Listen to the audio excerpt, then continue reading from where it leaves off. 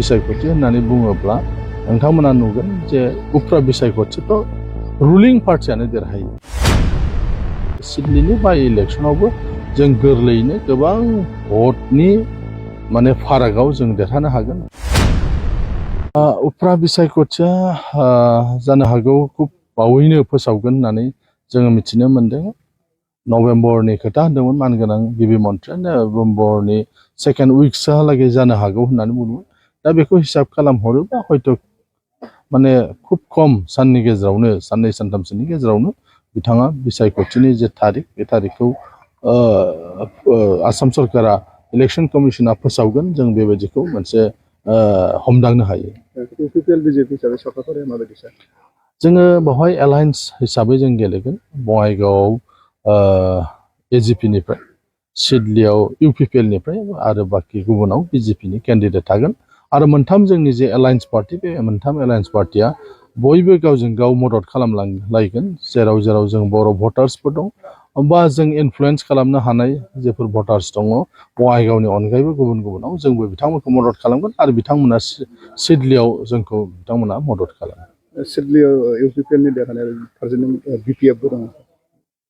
बिसायख'थि होननानै बुङोबा, उफ्रा बिसायख'थि होननानै बुङोब्ला नोंथांमोना नुगोन जे उफ्रा बिसायख'थिफ्राव रुलिं पार्टियानो देरहायो। आरो बेनिखायनो नैबे सिडलीनि बाइ इलेक्सनावबो जों गोरलैयैनो गोबां भटनि फारागाव जों देरहानो हागोन। बेखौ जों रोखा नुहुरदों। थांनाय बाराव जों जेरैबायदि सिडली समस्तियावबो जों देरहाखादोंमोन, आरो थिग बेबायदिनो एबार खिन्थु बिनिख्रुइ बांसिन भट लानानै जों देरहानो हागोन जोंहा मिजिं दं।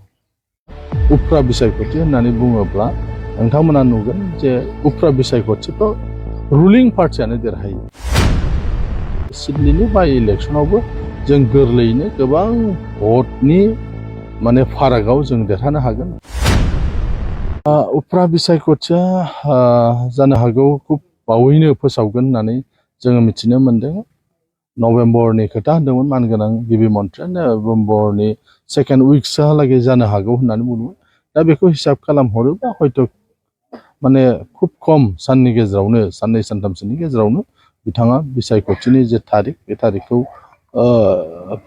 आसाम सरकारा इलेक्सन कमिसना फोसावगोन। जों बेबायदिखौ मोनसे हमदांनो हायो। जोङो बेवहाय एलायन्स हिसाबै जों गेलेगोन।